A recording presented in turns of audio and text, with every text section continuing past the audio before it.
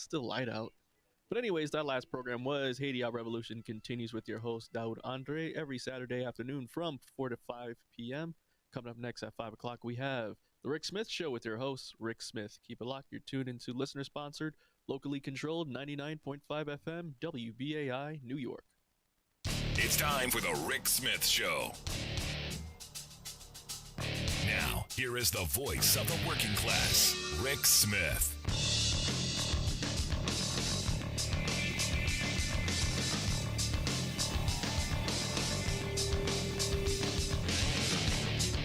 And welcome, brothers, sisters, working class heroes. This is the Rick Smith Show. Thanks so much for being here. Today on the big program, lots to get to, lots to talk about as we speak. People in the streets, the march for our lives, talking about how are we going to keep our kids safe, how are we going to keep our community safe, how are we going to keep people safe. Gun sanity, something we should be talking about. I'm going to get that in the second half of the hour. The big rally today in Washington, D.C., and really all across the country, as there were, as I understand, something like 450 planned rallies. I'm sure there were much more of those, more activity across the country. We're going to talk about that. But before we get into that, this week, the big January 6th committee hearing, the opening salvo, the beginning of what is going to be a couple weeks of laying out and presenting the case to the American people, what has been 17 months in the making, 1,000 plus interviews, 150,000 pages of documents, hours of testimony, hours of video footage. And as I said on the night of January 6th, this will be the first coup attempt in history where the seditionists, where the traitors, where the criminals were proud, gleeful of their activities and videotaped it for us.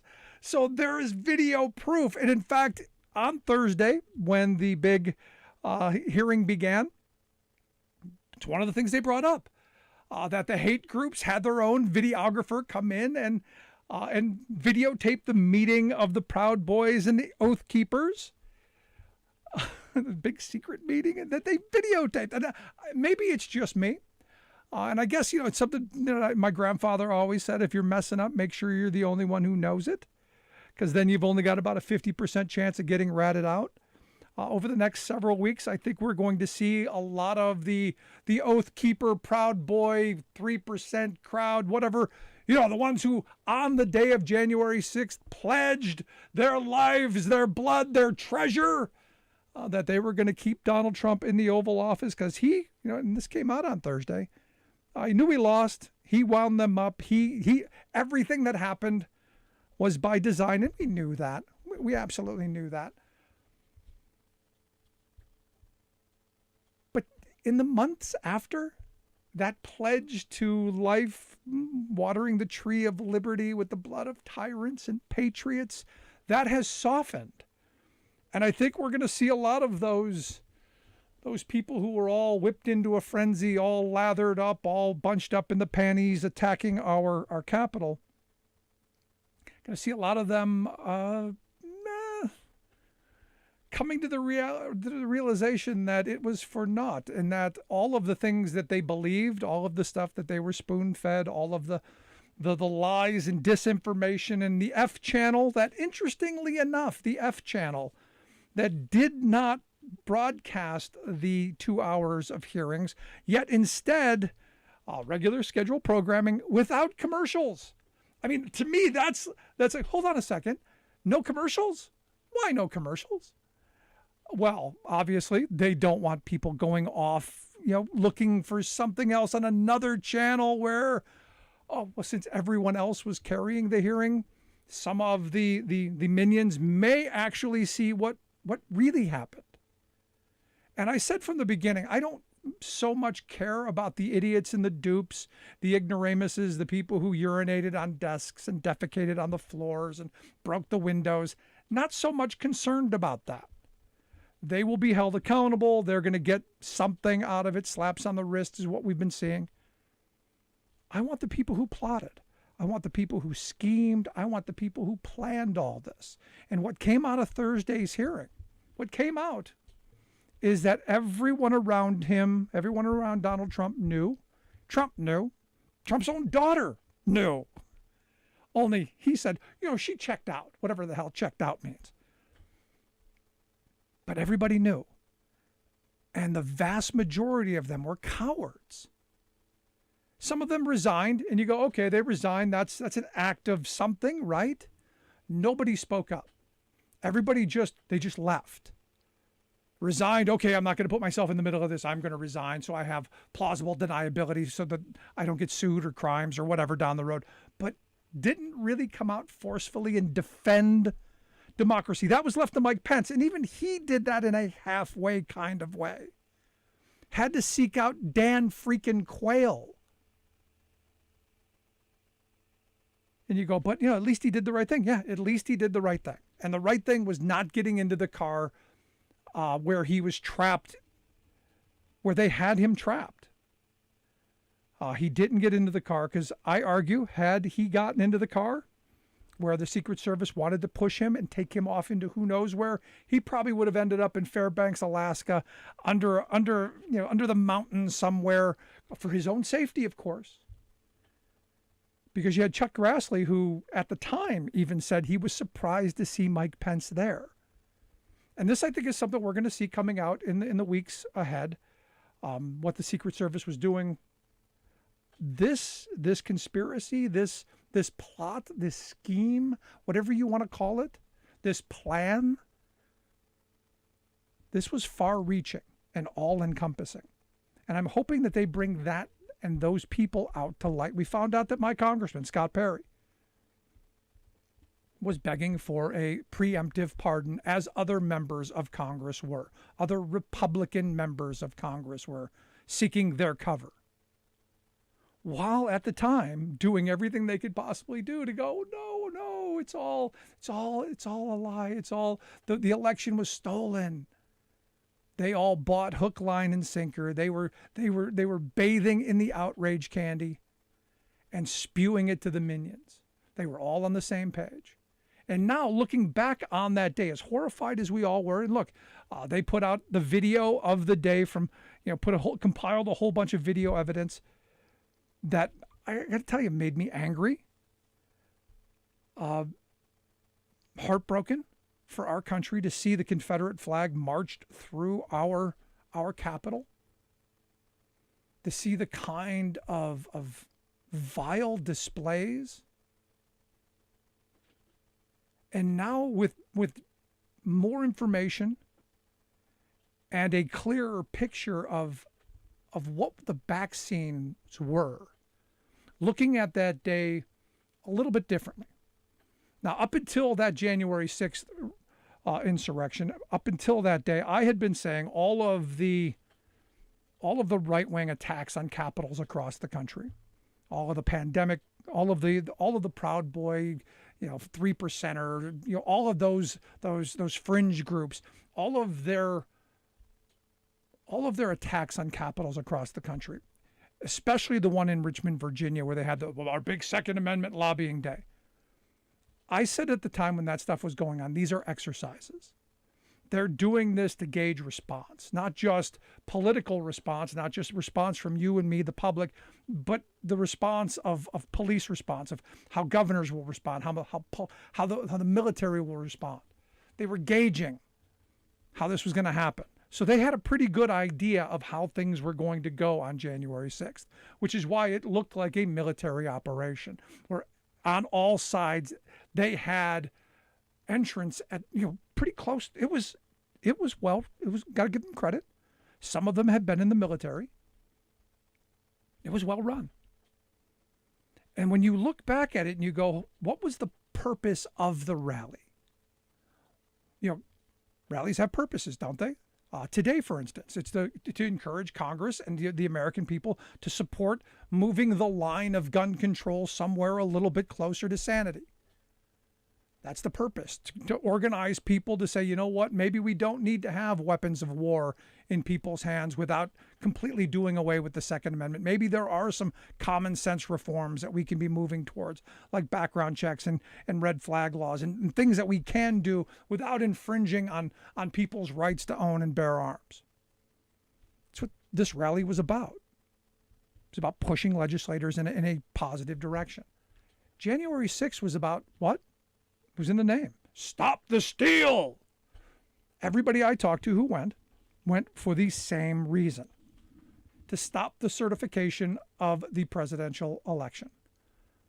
To stop Mike Pence, one guy, from certifying Joe Biden as president of the United States. That's all it was about.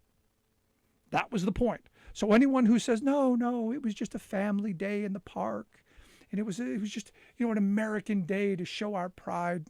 Nonsense. The stated goal of everyone who went there was to stop the certification of the election. That's what it was. The criminal intent was there from the beginning. I want to know who funded the bus trips. I want to know who put people on planes. I want to know who funded the organizations who did all of the organizing. I want to know who those people are. Said that on January 6th, the night it happened. And I've been saying it ever since for the last 17 months. I want to know the people who plotted, who planned, who schemed. I want those folks. I don't care about the dupes and the ignoramuses. They were wound up, and I think Liz Cheney did a very good job of pointing that out. And I also think she did a very good job of pointing out the fact that, when Donald Trump is gone, the Republicans who have supported him, who have covered for him, and have done his dirty work, they are going to be the ones who will be dishonored by history. They will be remembered. People like my Congressman, Scott Perry, who she named by names. And I said, look, I want to know who those names are. All of them. All the ones who gave tours, all of the ones who gave aid and comfort, all the ones who spoke at white supremacist rallies, all the ones who put their name on documents to help organize them. And the other thing we found out, interestingly enough, from the extremist groups themselves is Trump himself was one of their greatest recruiters. I find that interesting. And it really does show, why he is popular with a segment of the population.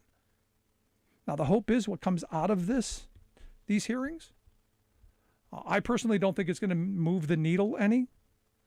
I don't think this is going to help Democrats in November, as some have told me, no, this is a game changer. It's going to change hearts and minds, and everyone's going to turn. No, I'm not thinking that way. I'm thinking this was an audience of one, Merrick Garland, to say, look, these are the crimes. Here it is in public. Build groundswell of angry people re-examining January 6th, getting people to remember how they felt that day, remembering how angry they were that day, and then putting it in the context that they knew. They knew everything they were talking about was a lie. They knew there was no election fraud. They knew that what they were saying was total BS. They knew, and they were all cowards. They knew, and they did worse than nothing. They went along with the scheme, and what we know now is there were memos. They put out memos for their treason, and history will have that as well. So I'm looking forward to Monday's hearing. There's going to be a lot more of these, and we're going to take a quick break right here. When we come back, we're going to talk with Maya May, who is the co-host of We're Speaking over on the Lincoln Project TV, and get some of her thoughts on the day of hearings and maybe where this is going to go forward, and get some of her thoughts as well. I'd love to hear your thoughts. You can email me, rick@thericksmithshow.com, if you miss any portion of our program or any of our programs. We do a show Monday through Friday, 9 p.m. to 11 p.m. nationwide. You can get that wherever you get your podcasts, from iTunes to iHeart, Stitcher to Podbean, and everywhere in between. Quick break, right back after this. Stick around. You're listening to The Rick Smith Show. We're working people. Come to talk. You're listening to The Rick Smith Show here on WBAI 99.5 New York. Go to WBAI.org and become a WBAI buddy today. Help keep radio programs like ours on the air by becoming a WBAI buddy. Do that by going to WBAI.org and become one of our buddies. Do that today. I'm Rick Smith, and this is Labor History in 2. On this day in labor history, the year was 1937. That was the day striking steelworkers battled back-to-work forces at Newton Steel in Monroe, Michigan. Steelworkers were on strike against 3 steel companies across 5 states in the push to organize Little Steel. Of the 3, Republic Steel sites had experienced brutal picket line violence, especially in South Chicago. Republic had recently purchased Newton Rolling Mill. Management there was bent on forcing the reopening of the plant. John L. Lewis promised 8,000 to 10,000 workers from Detroit to bolster picket lines. The mayor of Monroe, Daniel Naggs, called upon all able-bodied men with military experience to enlist in a citizens' army to escort scabs back to work. Police and hundreds of deputies set up checkpoints on the outskirts of the city to stop suspected CIO supporters from entering Monroe. Black SWAC organizer Leonidas McDonald from Chicago had already been dragged from his car, beaten, and driven from town on foot by scabs earlier in the day. At the same time, Mayor Naggs, company officials, as well as SWAC and company union organizers met in the state's capital with Governor Murphy to negotiate a settlement. As they met, 200 more special police were sworn in and instructed in the use of sidearms and tear gas. Police deputies and scabs armed with guns, clubs, and tear gas shattered the picket line that evening. Then deputies seized strikers' cars and drove them into the river. 18 strikers were hospitalized. Outraged UAW supporters from Pontiac declared a labor holiday in protest and headed to Monroe. But UAW officials ordered them to turn back in an effort to stem the anti-union violence. The organizing drive had been dealt another serious setback.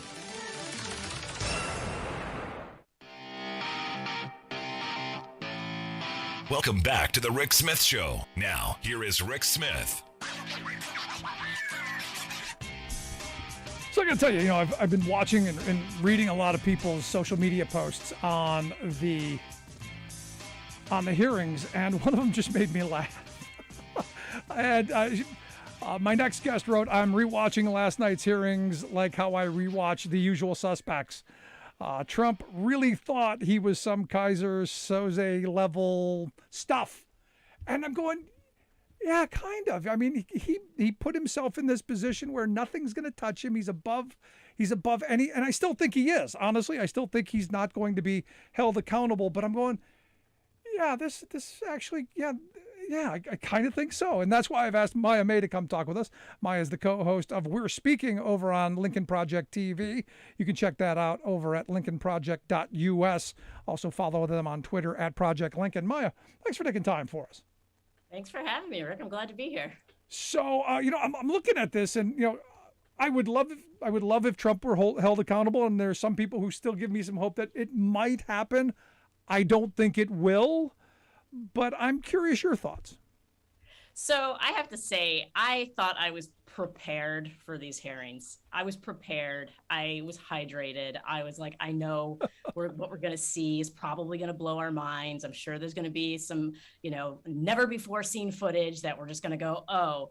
But I have to tell you, as they laid out that case, as they presented the facts, and this is why I think it's so important for people to actually watch the hearings and not just get it from another source, but to actually watch them so they can see it viscerally in the moment.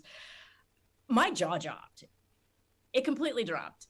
And that's why the tweet actually is referencing at the end of Usual Suspects, you go, oh my goodness. And you need to rewatch it because you want to see the mechanisms that all played out to where we're at. And sorry, this isn't a spoiler alert because all of y'all should have seen by now seen The Usual Suspects, but it was very much like that. It got to the, as we're going through the hearing, I'm just going, wow, as they bring it all back. And I think in particular, seeing Ivanka Trump turn on her father, but in a way that was, she looked like a ghost, not just the filter itself, but just her entire energy. And this was the first time where I was watching something like this. And I've seen a lot of hearings, and I was like, oh, someone's going to prison here. people are going to prison. So I actually think we're going to see accountability out of this. They did like over 1,000 depositions. Do you know how much video Oh yeah. that is? So, but do you think that it's going to move the needle for the public at all? Because a lot of the temperature that I'm taking of people is, like people like me, I watched it and, it just affirmed what I already suspected and what I already believed. And a lot of the people that I know who do what I do, what we do, we're kind of in the, of course, this is what we've been saying. So yeah, good for you for bringing this out. And then, the MAGA crowd that I know are like, it's all a hoax. And they tuned out. So do you think this is going to move the needle? So that's an excellent question. And I have to say, it does concern me that I have spoken to many of my apolitical friends who didn't even know that hearings were happening, for one. And I think that's a failure on the part of all of us for not apparently tweeting about it, posting about it, expressing that it is going to be prime time. And why is that important? Because these friends, these apolitical friends, tend to have, at least in my world, friends who don't care, who just want to move on, who think January 6th was from, like, we just need to move on as a country. And it's like, no, you can't move on without accountability. That being said, the consistency of the messaging from the January 6th committee, which is of patience, it's coming. Don't worry, we're doing the work. We can't reveal to you everything that is happening. Right. The consistency of that, as it goes up against the inconsistency in the lies that, for example, Fox News is tossing around. So if one side remains consistent in revealing the information, and the other side is all over the place, trying to almost make it up as they go along. It really felt like they were scrambling to try to figure out how to show the hearings on Fox News, but not show the hearings on Fox News. And we saw footage of what it looked like on Fox News, which they showed the chambers and people having the audience as opposed to the visceral video, and they cut away at important parts. And so the thing about a lie is a lie always eventually falls apart. And the truth, because it's the truth, as long as it's consistent, and it outlasts the lie. And so I think that's what we're seeing, and we're going to see them. I mean, to me, it was riveting television. It truly was. And this comes from somebody for you and me, I think it was. But I was watching Frank Luntz's tweets, and he was doing a focus group, and I think, I don't know what you think of Frank Luntz, but I think his messaging is always important to watch, because it's kind of where the Republicans go. And, he had 10 students and they were all on their phones. They weren't paying attention. It wasn't the kind of, 6 seconds here. It wasn't, spellbinding stuff that I think the right had kind of built it up for their audience to be. And where my concern is, and why I think what you guys do at Lincoln Project is so important, is that you're doing the media stuff that needs to be done that the left has never built. The right has a media empire. They've got a talk radio machine, an outrage candy machine second to none. They've got dominance in cable news. They have this messaging monster where they're going to spin this how they're going to spin it. And I don't know that the what happened gets out far enough. I'm curious if you agree. So the messaging piece, like, we have a hard time with hammering people over the head with a consistent message that we need to. And that's like center left. And so my concern, it does lie there, but that's why this moment is so important, building the urgency of it, I think, which they did bring in somebody who has experience in producing. I think he came from Newsline, maybe, one of the old shows. And Good Morning America, I think, was one of them too. Okay. Yeah. And knows how to build drama into something. So and here's the thing, the hearings themselves can't be the drama. Why? Because drama can be dismissed. So the hearing themselves are presenting like the context, the facts. I think it's actually on the people who are commenting on it, right? The people, your show, on my show, what they're doing with the breakdown, and Tara and Rick. That's where we can really hone in on the messaging and say, like, hey, America, this is urgent. And it's not just January 6th. It's the plot that led up to January 6th. I think sometimes saying January 6th over and over again, yep, it puts people in the wrong mindset, and we need to frame it as the plot leading up to January 6th. No, and this is where I think it was important that they showed the video. And I think what the case has to be is you're going to watch what happened on January 6th with different eyes, knowing that there were all of these memos, there were all of these documents, there was all of this information that went into that day to stop the steal. Because I say, and maybe you'll agree or disagree, that going there itself, you were thinking about committing a crime.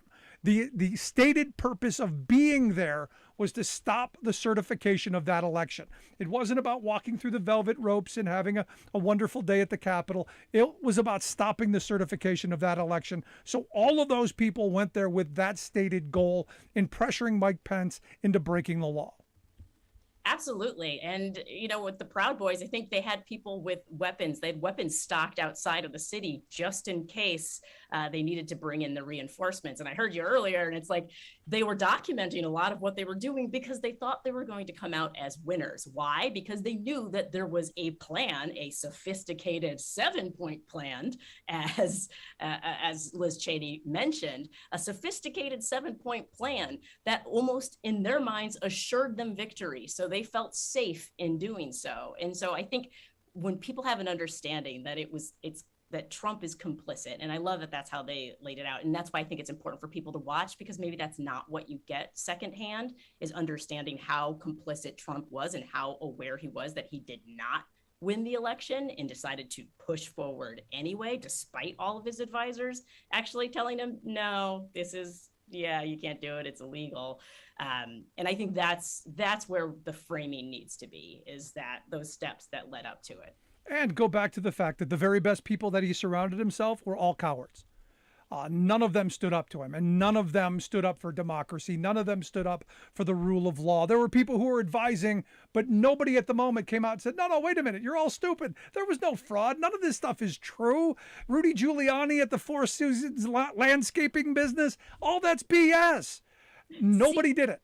See, this is the thing, though. I don't think they were cowards. I think they thought he was going to get away with it, and they were trying to make sure that they were on the right side. And I think they, except for the ones who jumped ship after January 6th, I'm like, nah, like you already knew about this stuff going into it. You don't get to jump ship now. But I don't know that cowards, yes, in the sense that anybody who's not willing to stand up for democracy is a coward. But I think they were playing their hand, and they just played poorly.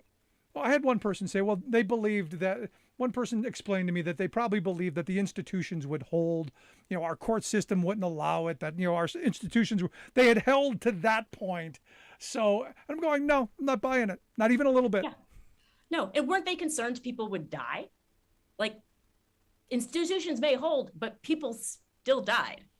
And they had to have known that that was a possibility. So that makes someone evil in my book. Like, that's not just cowardly, that's evil. So one thing that out of that hearing that really stuck with you, the one thing that you went, oh, wow, what was, is there one thing? I mean, there's a lot, but one thing that you go, oh my gosh, that.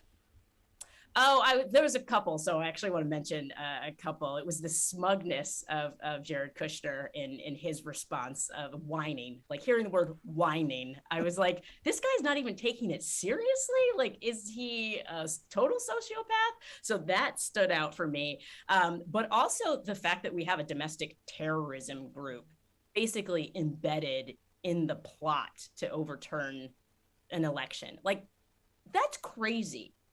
Someone who's been photographed, like a group with members who've been photographed with officials, like somebody just posted a picture with one of the leaders with Abbott. Like, that to me is the part that should be very alarming to anybody who is watching. Like, this is a coordinated group that is now also talking about getting engaged with poll watching coming into 2022. So this stuff has consequences for things that are happening right now and what will be happening in the coming months, not just January 6th. And so that to me is like the alarm should be going off. No, and to your point on this, and the reason that this is so important, because I've had people go, and that was 17 months ago. It's over. They didn't get away with it. Forget about it. Move on. We've got inflation. We've got gas prices. We've got baby formula. We've got all of these other distractions.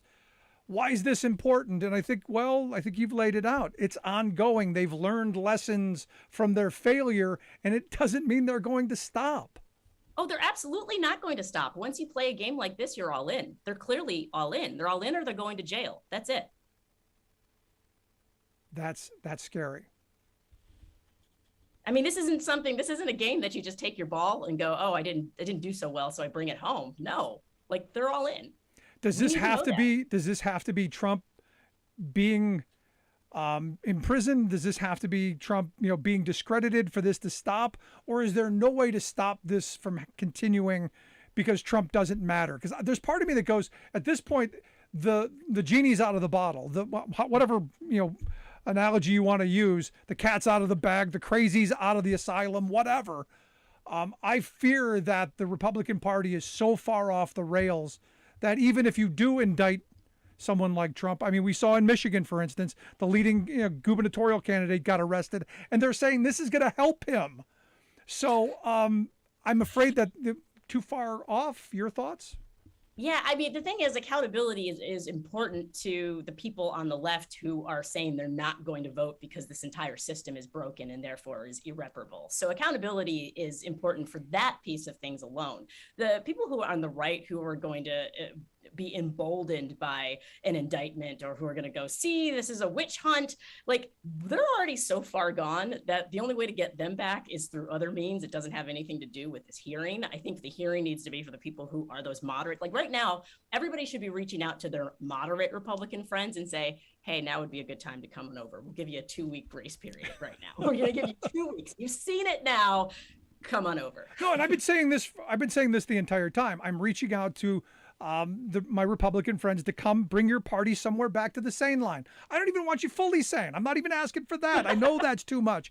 Just somewhere near. Just come on into the ballpark, into the sane ballpark. And no judgment, because I think a lot of people are embarrassed perhaps after seeing the hearing or having the moderate people, any sensible person would probably right now go, ooh, this is embarrassing.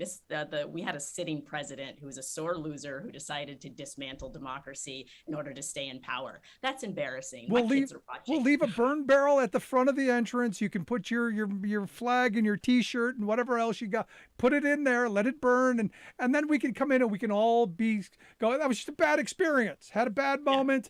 Yeah. Let's move forward. Yeah. It'd be a cleansing kind of moment. So last line of questioning I got for you, because Monday, another hearing, 10 a.m., I believe. I'm a big fan of the primetime stuff. I wish we would stay there, but 10 a.m. Is the time they've chosen. What do you think is going to come out of this one?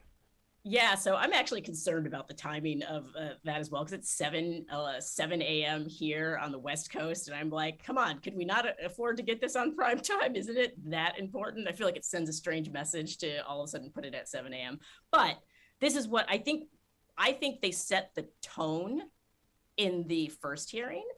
I think this next hearing is going to be the one where we start to see evidence, that damning evidence. Like right now, they just kind of scratch the surface to let people know, oh, we got the goods. Right. I think Monday's the one where everyone is going to want to tune in. I think it was 20 million viewers like on the major networks watched, but I think we need to see bigger numbers. I'm hoping we see bigger numbers, even though it's at this weird time, because I think we're going to see the damning evidence that, as Raskin said, blows the roof off the house. I think we're going to start seeing some of that. On my bingo card, Ginny Thomas's name is on the bingo card. I got to see her name come up. That's got to happen at some point during the hearing for me to win, because she's been at the heart of all of this horrible, for years. Her name's got to come up at some point. Yeah, I have some tweets sitting in my drafts waiting for Ginny Thomas. So. Yeah, there it is. But I appreciate you taking some time for us, sharing your thoughts, your expertise. You do incredible work there at the Lincoln Project over on Lincoln Project TV. I hope folks will check out We're Speaking there, lincolnproject.us, the website. Maya May, thanks so much. Appreciate it. Thanks for having me, Rick. Beautiful stuff. I'd love to hear your thoughts. You can email me, rick@thericksmithshow.com. Gonna take a quick break. Right back after this. Stick around. You're listening to The Rick Smith Show. We're working people. Come to talk. Remembering that united we bargain, divided we beg. Rick Smith.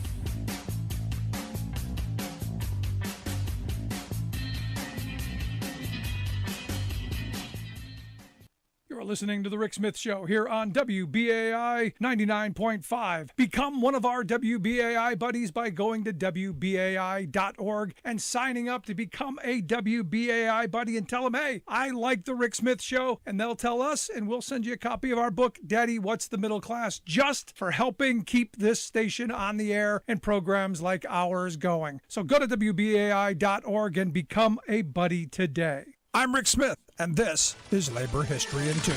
On this day in labor history, the year was 1946. That was the day that the U.S. Supreme Court handed down a decision that would have massive implications for American workers. The case was known as Anderson v. Mount Clemens Pottery. The pottery company was operated on a large 8-acre property in Mount Clemens, Michigan. Each day, the workers punched into their shifts and then had to make their way to their workstations. There, they had to get ready to work, perhaps donning gloves, sharpening tools, or readying their workstations. The company estimated that these tasks took 14 minutes. So, they subtracted 14 minutes from the workers' timesheets each day. 7 workers had had enough and decided to sue the company with backing from their union. They argued that they should be compensated for their entire time, including the time it took to prepare for work.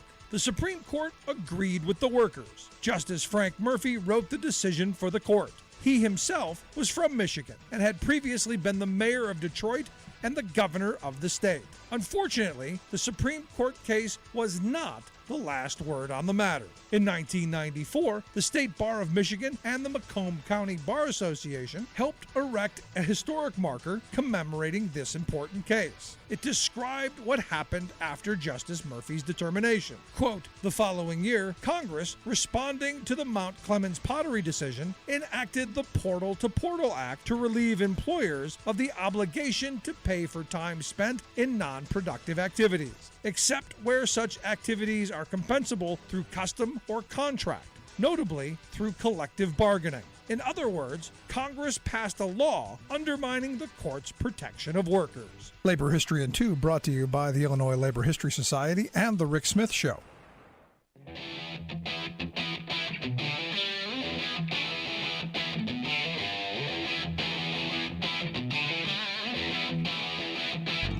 Welcome back to the Rick Smith Show. Now, here is Rick Smith. So today, the big March for Our Lives rally in D.C. and more than 450 across the country, people taking to the streets to demand a little gun sanity. And the march in D.C., a little excitement as someone, and this is one of those things where wasn't there, don't have all of the details, but my next guest actually wrote a story on it. Somebody yelled, "I have a gun," and there was some pretty tense moments. We live in very, very bizarre times that someone would do something like that in a crowd, especially that kind of crowd. Here to share a little thoughts on the day's rally and this incident as well. I've asked Zach Patrizio to come talk with us. Zach's a media reporter over at the Daily Beast. Zach, thanks for taking time for us. Rick, thanks so much for having me on. So let's talk about this incident first before we get to the rally. What happened? Yeah, so right around 1:38 this afternoon on the National Mall, kind of closer to the monument, there were probably close to 30,000, organizers say 40,000 people kind of gathered about, kind of intently listening into speakers, kind of sharing their thoughts about gun reform in this country and why now is the right time to do such. These speakers came up one by one, and we hit 1:38, and all of a sudden, someone yells something in the crowd. I'm back pretty far, can't hear much, but according to witnesses that spoke with the Daily Beast, these witnesses said that people around the person thought that this person said, I have a gun, and this immediately kind of terrified, rightfully so, this massive crowd of people, and these people, instantaneously, people in the front row, witness told the Daily Beast, dropped to the ground, and people kind of towards the outside immediately just start sprinting everywhere, right? So the White House is kind of behind where they're posted up. So people start running across the White House. People are running everywhere. And there was this thought that there's potentially an active shooter here. I follow park police kind of into the scene. And while, this is all going down, there's a person on stage yelling that there's not a problem here, do not run, and so on. It seemed as though security for the event quickly apprehended this kind of person who to me seemed kind of a bit off the rocker and a bit kind of perhaps religiously touched, if you will, kind of spewing things. And at least one witness that was there kind of really, really close to this gentleman said that he might have yelled, "I am God," during the moment of silence, which is a pretty strange thing to yell. The whole thing kind of seems pretty weird to me. I know some people that I'd spoken with afterwards for the Daily Beast, were crying, very visibly upset about this thing, about the incident, these 30 or so on seconds. No, I mean, the question that as I was reading your story, the question I now come up with is this something we're going to have to worry about anytime we have these kind of rallies or any kind of rallies, that now this is going to be a target for somebody else who wants to make a name for themselves? It's a scary thing, Zach. Yeah, it is. I mean, you could kind of see these people. I know I spoke with a mother who was, her daughter was shot at Virginia Tech way back when. And this person, seemingly this incident brought back kind of those moments of terror of her getting the phone call. So of course, this is kind of already a very sensitive and very emotional event for many people kind of coming into it. And on top of it, to have this kind of scare, right in the nation's capital. Unfortunately, in today's age, it does seem like something that's, a possibility, which I think is why so many people took it really seriously. Yeah. Now, for me, this kind of an incident is one of those moments where I go, sorry, don't need a semi-automatic weapon with a 100-round clip. Sorry, you don't need that, because you got a 6-shooter, you got a 6-pump shotgun, you got something like that. The severity of an incident like that is going to be much less. I'm going to have a fighting chance. People are going to have a chance to stop it, to defend themselves. But given the kind of firepower that is out there, that is legal today, that a legal gun owner yesterday becoming a not legal gun owner today could wreak the kind of havoc on a crowd like that, is kind of the reason I think we have to do something. Yeah, I mean, one of the themes that I kind of picked up while I was out there, kind of before the gunman scare, the false alarm happened, was this common theme about banning, high capacity magazines. This was kind of one of the things that a lot of people were kind of bringing up to me as a solution. I think a lot of people out there, while there are some people that say ban every single gun, there were some people out there saying that. I don't think that was the majority. I think the most of them were, look, we need some practical reform and we need it done now. Yeah. I know I'd spoken with one gentleman, for the Daily Beast who had said, look, I mean, during Obama, we struggled to get a lot done. Trump, of course, not much gun reform there. And Biden, is kind of blowing it a bit, right? So yeah, there was some criticism there, and clearly some frustration aimed towards the White House as it kind of sat in the backdrop this afternoon, as many attendees were really frustrated with the administration and kind of the lack of kind of action taken. Yeah, I have friends who use the analogy of, cars kill people too. We're not banning cars, and I'm going, yeah, but we register them. We insure them. We train people with them. There's a lot of accountability. And I like that analogy for where I like to go with this. Yeah, I think there should be accountability for them. If it's used in a crime or misused, you should be held accountable. It should be insured. You should have some training. There should be some of that. And I know, constitutional right. Yeah, but I'm a firm believer in the whole well-regulated militia part. This sounds like the well-regulated part, Zach. Yeah, I mean, I thought one of the things that was interesting was this sign. It said, if a child is hitting people with a stick, I'd blame the child and not the stick. However, I would still take the stick away. It was kind of a sign that, somebody was kind of holding at the rally. And I thought that kind of, encapsulated much of, the things that a lot of attendees were saying was look, like, the guns, the guns are kind of a big part of the problem here, and the certain types of guns that are kind of readily available. I know there was a speaker that got up and said, someone at their school that inflicted violence, that, many of the schools that we continually see this type of violence occur, had mentioned, the kid was like 18 when he bought a gun, and it was like 2 days after his birthday or whatever, and it's just so young.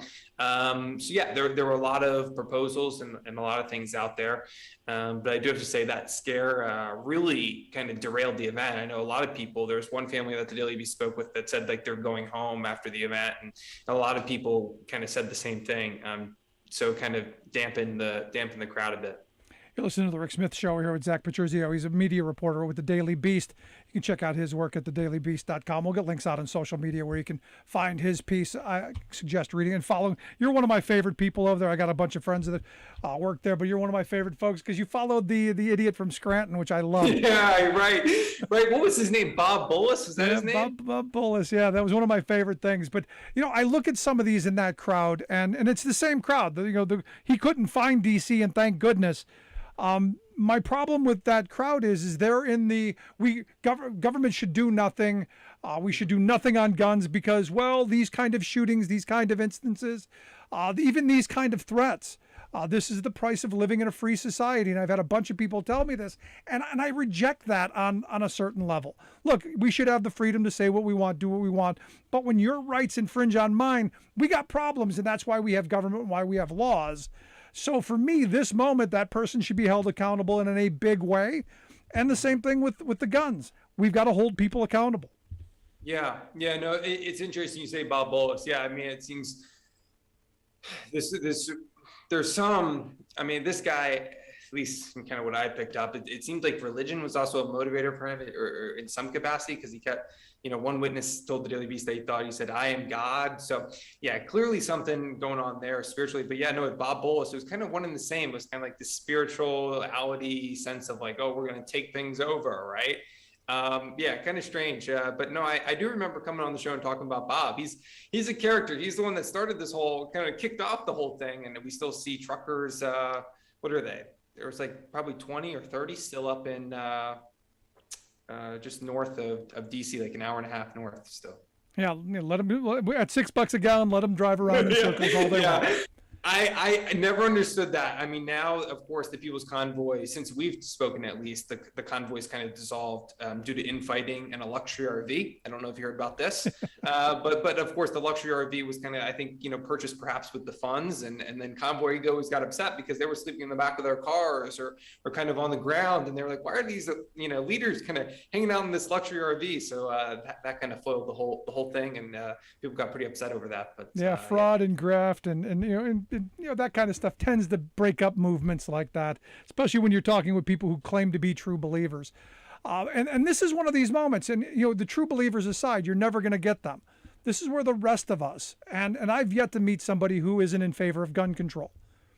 And you go, that's not true. No, it is. I don't know anybody who wants me to have a thermonuclear weapon. I don't know anybody. I don't know anybody who wants me to have a stealth bomber. I don't know anybody who wants me to have a surface-to-air missile. You can go down the list. I don't know anybody who wants me to have that stuff. So for me, it's not a matter of whether we have gun control or we don't have gun control.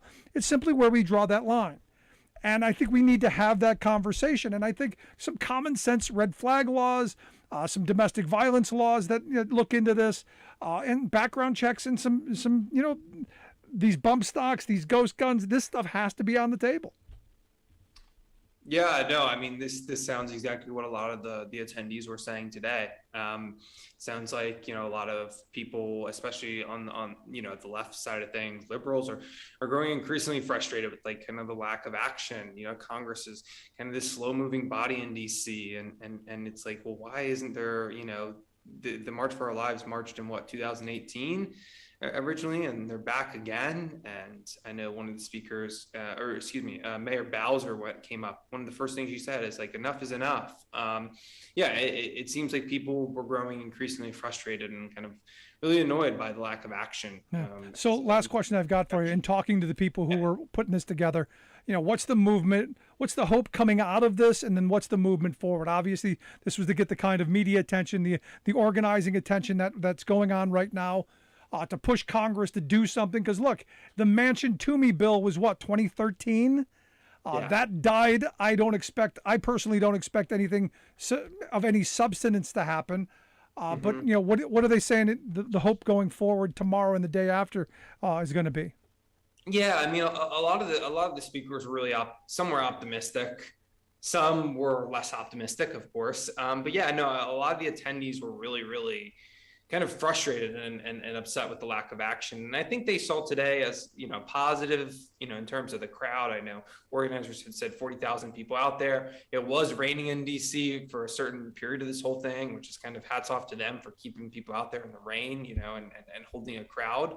But yeah, I think a lot of the people kind of moving forward were kind of like, what's next if Biden isn't kind of gonna put the hammer down on some of these things. So I think there was some frustration there, and I think they kind of have to, continue to organize and push legislators that are even kind of on the progressive side of things, that, kind of getting caught up in some of the gridlock we see too often in Washington, D.C. Yeah, well, we'll see where this goes, but a good day across the country. The reports I'm seeing are lots of people in the streets, lots of people demanding gun sanity and something be done. But Zach, I appreciate the time. Always great talking to you, my friend.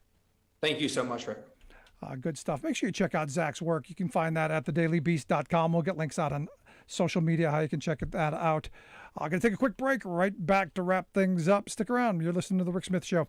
Make sure you grab the podcast if you miss any portion of our program, this one or any others. Back after this. Divided we beg. Rick Smith.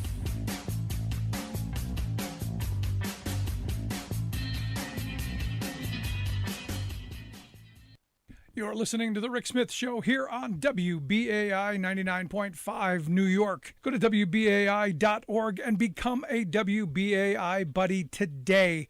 Help keep radio programs like ours on the air by becoming a WBAI buddy.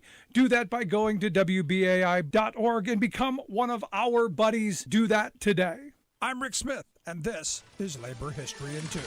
On this day in labor history, the year was 1963. That was the day President John F. Kennedy signed the Equal Pay Act. The goal of the act was to end wage discrimination against women. It required equal pay for equal work. One of the leading advocates of the act was Esther Peterson. At the time, Esther was the highest-ranking woman in President Kennedy's administration. She headed the Women's Bureau for the Department of Labor. In 1981, President Ronald Reagan awarded Esther the Presidential Medal of Freedom, the highest civilian honor. She was recognized for a lifetime of tireless work for women, workers, and consumers, including her efforts on behalf of the Equal Pay Act. It certainly was an uphill battle to pass the legislation. Similar proposals had failed to make it through Congress for nearly 2 decades. Many business interests lined up in opposition. Finally, in 1963, there was enough momentum to pass the landmark legislation.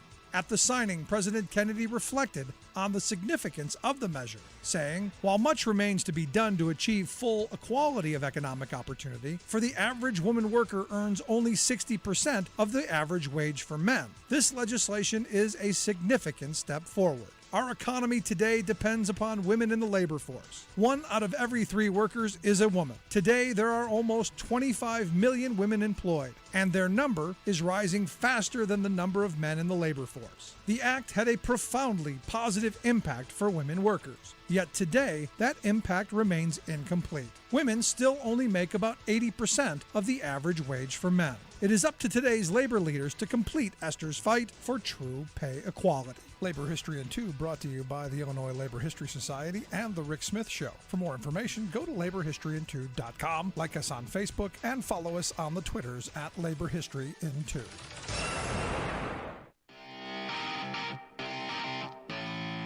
Welcome back to the Rick Smith Show. Now, here is Rick Smith.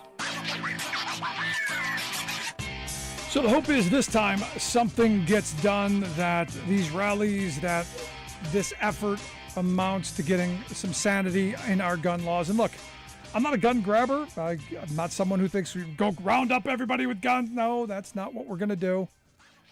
But, I'll tell you, as I've said before, I grew up in an area where if you saw somebody with a gun, somebody was going to die. You were ducking for cover. But I remember being as a kid in situations going, he's only got 6 shots. I can't imagine being in a situation where I have no idea and how fast you can change clips and no, something has to be done. And I'm hoping that this is the moment that we start talking about it. That this is the moment we start moving in a direction to get something done. And I'm hoping out of these rallies, out of this movement, that happens. For me, something needs to get done. Also on the hearings, the hope is that this changes some hearts and minds, and people get active, get engaged, and we begin to take our democracy seriously and fight for it. This is the beginning of that. I'd love to hear your thoughts, though. Anything we said got under your skin, on your mind? Email me, rick@thericksmithshow.com. I do answer all emails personally. If you miss any of our program, make sure you download the podcast of this show and any of our shows, wherever you get your podcasts, from iTunes to iHeart, Stitcher, Podbean, everywhere in between. Thanks so much for being here. We'll see you back here next week.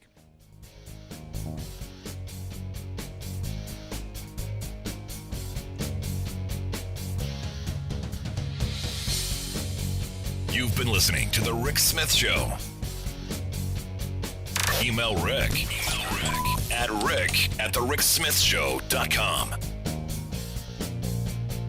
Until next time, this has been The Rick Smith Show, where working people come to talk.